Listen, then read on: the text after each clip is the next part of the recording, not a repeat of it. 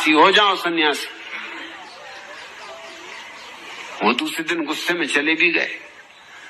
शाम को एक धर्मशाला में रुके।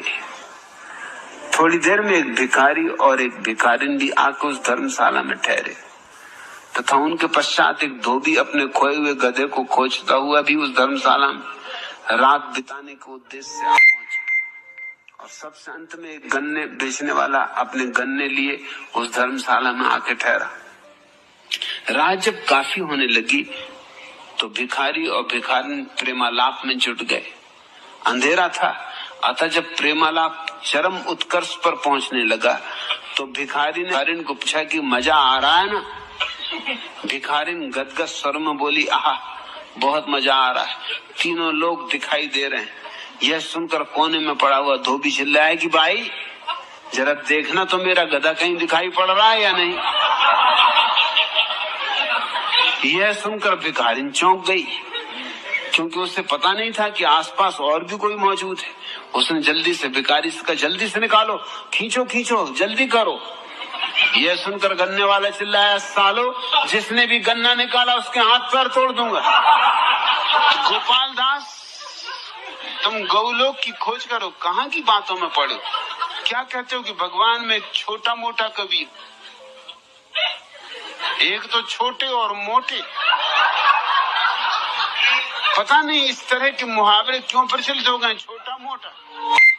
अरे मोटे होते और लंबे होते तो भी ठीक था, एक तो छोटे और मोटे, ये तो दोहरी मुसीबत हो गई।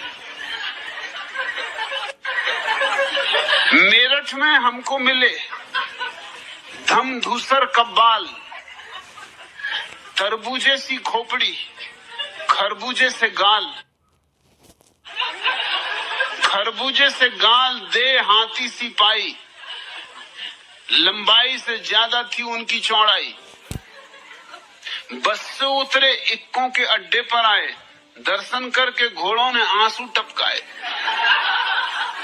रिक्शे वाले डर गए डील डोल को देख, साहस कर आगे बढ़ा तांगे वाला एक।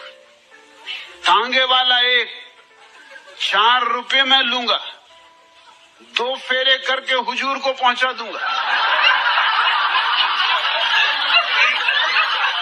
ठेले वाला बोला, क्यों बे तांगे वाले, मेरे ग्राहक को तू तोड़ रहा है साले। इतने में ही आ गई संयोजक की कार, एलिफेंटा में मिला कमरा नंबर 4। कमरा नंबर 4 तुरंत धोबी बुलवाया, कुर्ता पाजामा उसके आगे खिसकाया।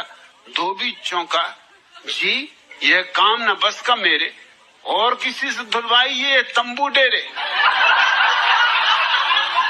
पहुंचे दिल्ली जंक्शन, तब यह उठा ख्याल, कर लें तौल मशीन पर 10 सिक्के का दाल।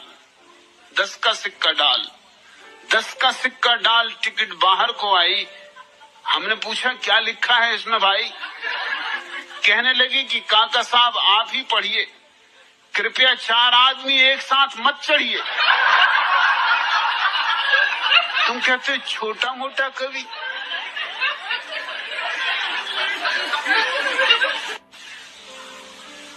इधर बहुत कविताएं चल रही देश में, एक से एक कविताएं मेरे देखने में आती। शक्कर महंगी हो गई, हो गया महंगा धान, लीडर की फसलें उगी, भारत देश महान। कुर्सी धड़कन प्राण की, कुर्सी है निश्वास, कुर्सी गए न उभरे मंत्री अफसर बास। ऐसी ऐसी कविताएं हो रही।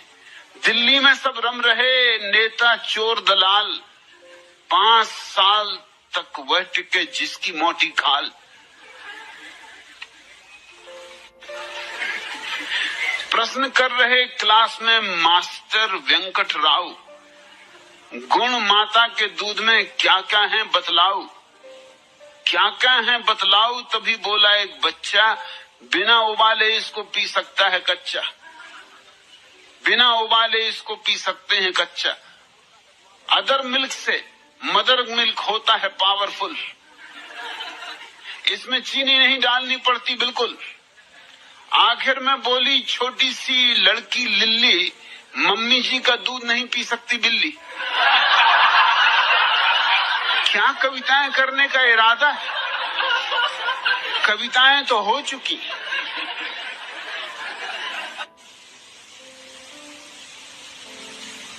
मुल्ला नसरुद्दीन और उसकी पत्नी सुबह ही सुबह चाय की टेबल पर ही उलझ पड़े। वहीं से शुरू होता है रोज पुराण। चाय की टेबल से शुरू हो जाता, कुछ और भी पहुंचे हुए वो बिस्तर से शुरू कर देते। आंख खुली नहीं कि पुराण शुरू।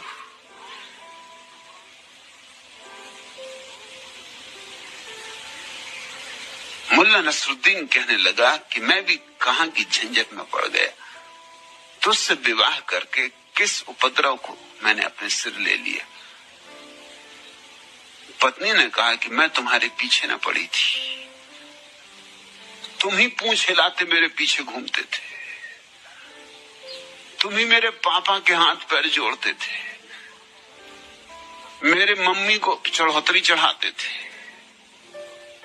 तुम ही लिखते थे लंबे लंबे प्रेम पत्र, मैंने अभी भी संदूक में संभाल के रखे। कहो तो निकाल लाऊं। क्या क्या तुमने लिखा है कि हे प्राण प्यारी, तेरे बिना मर जाऊंगा, जी ना सकूंगा, एक क्षण न रह सकूंगा। भूल गए वो सब बातें, मैं तुम्हारे पीछे नहीं पड़ी थी। नसरुद्दीन ने कहा, ये बात सच। कोई भी चूहादानी किसी चूहे के पीछे नहीं पड़ती, मगर ये मूर्ख चूहे खुद ही चले जाते। छप्पर के ऊपर बिजली से चलने वाली एक मशीन लगाई थी, जिसमें साड़ियां बंधी हुई थी।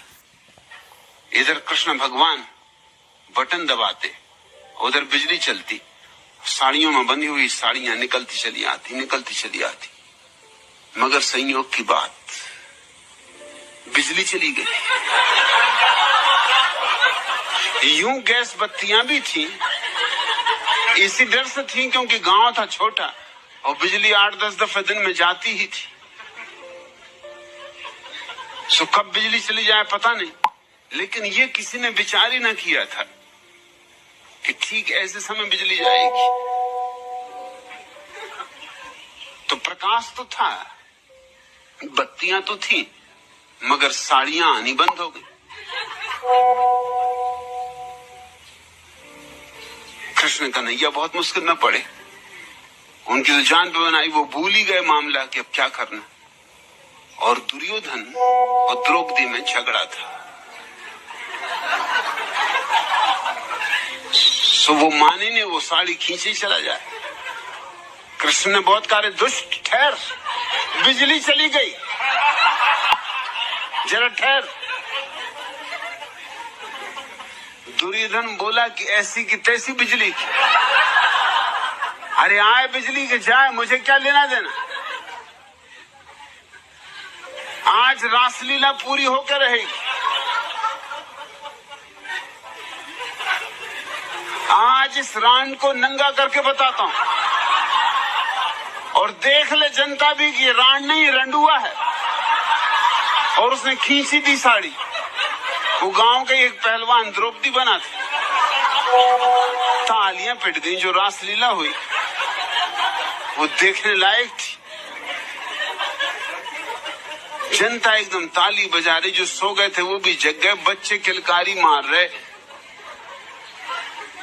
लोग खड़े हो गए कि ये तो गजब हो गया।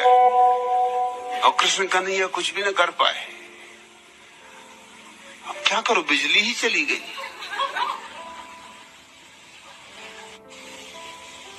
चंदूलाल मुझसे कह रहे थे कि मेरी स्त्री बड़ी धोखेबाज, बड़ी बेईमान। मैंने कहा, तुम्हें कैसे पक्का भरोसा? उसने कहा, कल रात कहने लगी। मैंने पूछा, कहाँ रही रात भर? कहने लगी, अरे कहीं नहीं, अपनी सहेली कमला के यहाँ रुक गई थी। बिल्कुल झूठ बोल रही।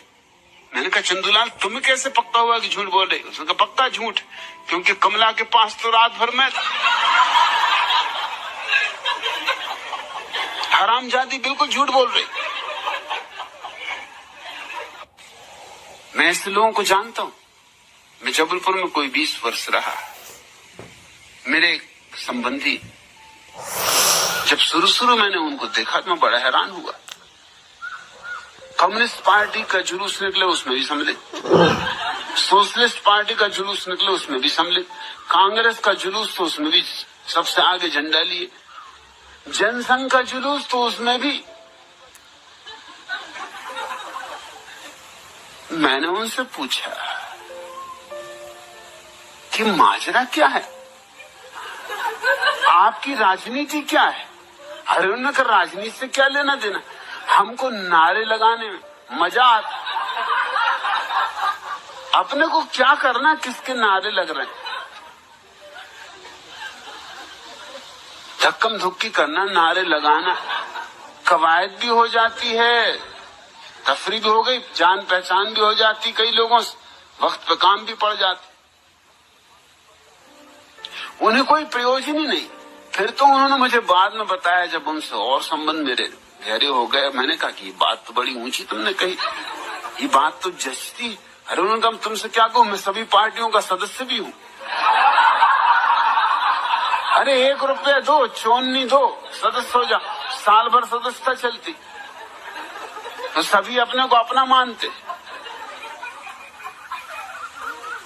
और अपने को क्या लेना देना राजनीति वगैरह से। और जब वो लगाते थे नारा तो जी खोल के लगाते थे। किसी की भी जय बुलवा लो, जिंदाबाद करवाओ कि मुर्दाबाद करवाओ, हर हालत में वो राजी। उसी आदमी को जिंदाबाद कर दो, उसी को मुर्दाबाद कर दो। उनको सवाल है अपनी खराश निकालने का।